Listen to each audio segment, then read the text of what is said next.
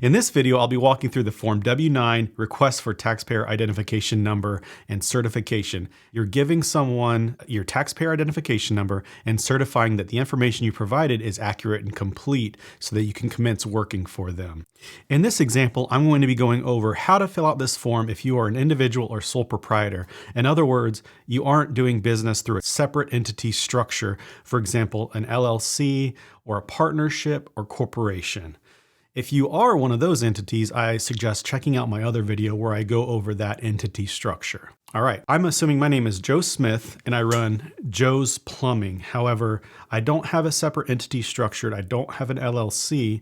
It only flows through me personally, and I claim that income and also report my expenses through my personal tax return. So let's get started. So I have pulled up the Form W-9. Line 1 asks you to type in your name as it's shown on your income tax return. Since you're a sole prop, this will be your name as shown on the face of the 1040, the first page of your tax return. All right, so my actual name is Joseph Smith. Great. All right, line 2 is your business name or disregarded name. So you don't have a disregarded entity. However, you can put your business name if you'd like. This is more of an optional line for you. So I am going to do that. Joe's Plumbing. Okay, great. We're moving on to line 3. Check the appropriate box for federal tax classification of the person whose name is entered on line 1. Check only one of the following boxes. This is really easy for you because you are operating as a sole proprietor. So that's going to be this first box here. Great. All right, line 4, I'm going to disregard the exemptions area because I haven't seen a sole prop person with an exemption. Lines 5, 6, and 7, this is self-explanatory. It's your address, but really it's your address to which you would like to receive correspondence related to your 1099 payments, etc., received from your customers. So I'm going to put 123 Main Street, Nashville, because that's where I am, Tennessee 37210. I don't know if that's a real address. Now, requester's name and address, notice this says it's optional. I've rarely received a W-9 with the requester's information filled out. So if you did this and I received it, I'd be very impressed and I would feel as though you really know what you're doing. So I'm going to do this real quick. So let's say general contractor, Sam. This is the first thing I thought of. Okay, so we're going to put 125 Main Street. All right, so on the requesters line, we've added that general contractor Sam has requested this document from us, and that W-9 is specific to Sam. The only nuance to this, if you fill out this column, just keep in mind that you need to keep really good file management of these W-9s because you're basically saying that for every customer of mine, I'm going to complete this W-9 for them, specific to them, because I wouldn't want to send general contractor Joe the W-9 that I prepared for general contractor Sam. So maybe you would just leave that blank so that you could issue this W-9 once, sign it, date it, and use it for all of your customers. Okay, so let's move on. Line 7, really this is optional here. I'm not going to add anything here.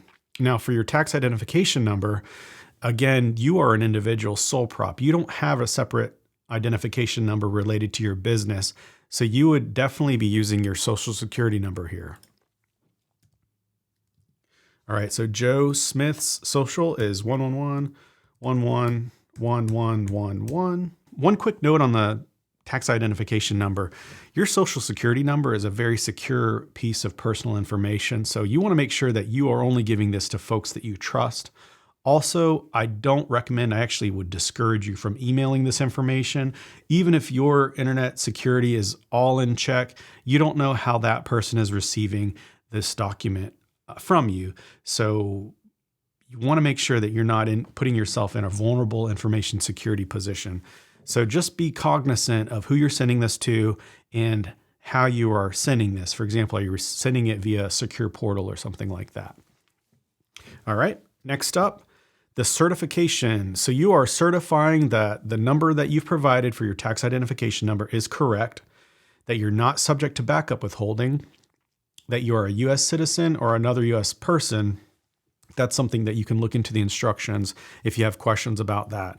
Now, number 4, the FATCA code, that relates to the exemptions, which we skipped. So I'm going to skip that here. And then, so the next step is to sign here. You're going to put your signature, you're going to put the date that you signed this form, and then you're good to go to send that along to your customer. Now, I do recommend that you would, again, scan this into your computer. You can have a digital version of this document, so you're not having to populate this information every time you receive a new customer and win a new contract. That way, you can have this file perhaps in a secure cloud storage location that you can share that link with whoever needs that file in a private manner whenever you need to send it. So today we filled out the form W-9 for a sole proprietor or an individual.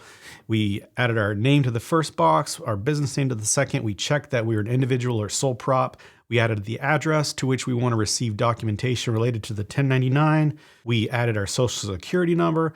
And lastly, we signed under the penalties of perjury that the number and information we provided is accurate and complete. And then we dated this form. All right, if you like this video, go ahead and like and subscribe to my channel because there will be more content like this coming soon. Thanks a lot.